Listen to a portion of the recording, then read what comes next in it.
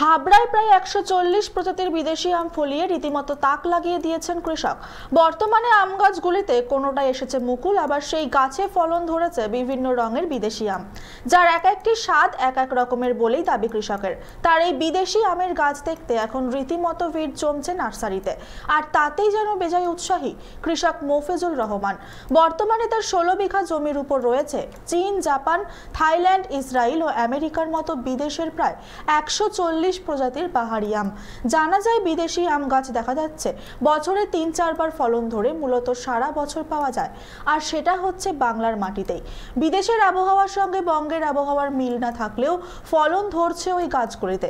সাধারণত হিমসাগর, গোলাপ খাস, ল্যাংড়া এই ধরনের আম 2 বছরে একবার ফলন হয়, অর্থাৎ 1 বছর ফলন হলে পরের বছর সেভাবে ফলন দেখা যায় না গাছগুলিতে বলেই জানান মফিজুল বাবু।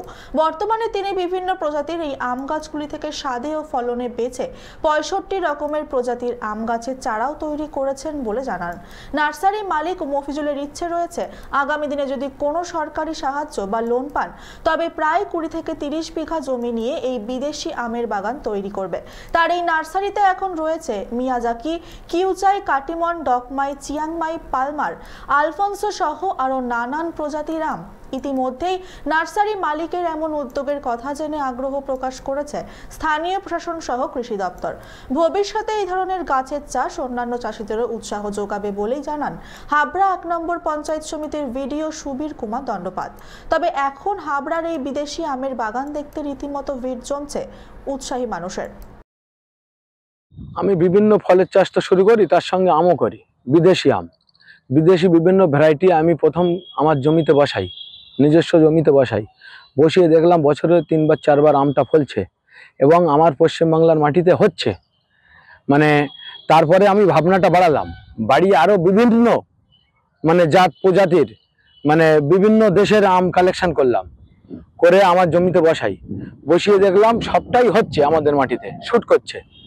ওখানের ওয়েদার এখানকার ওয়েদার এক নয়, কিন্তু ফলটা হচ্ছে। যেখানে পশ্চিমবঙ্গে আম একটা সেরা, সেই জায়গায় দাঁড়িয়ে আপনি বিদেশের আম কেন চাষ করার ভাবনাটা নিলেন?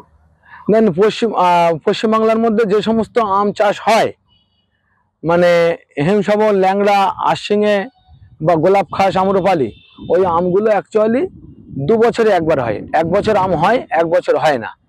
আমি যখন শুনলাম যে 1 বছরে একটা গাছ 4 বার অথবা 3 বার আম দেবে, 3 বার অথবা 4 বার আম দেবে, তখন তো আমার একটু ভাবনা হয় যে তাহলে গাছগুলো বসিয়ে দেখি কি অবস্থা। আমি বসিয়ে দেখলাম সত্যিই আমের টেস্ট ভালো এবং আমগুলো আমাদের মাটিতে হচ্ছে।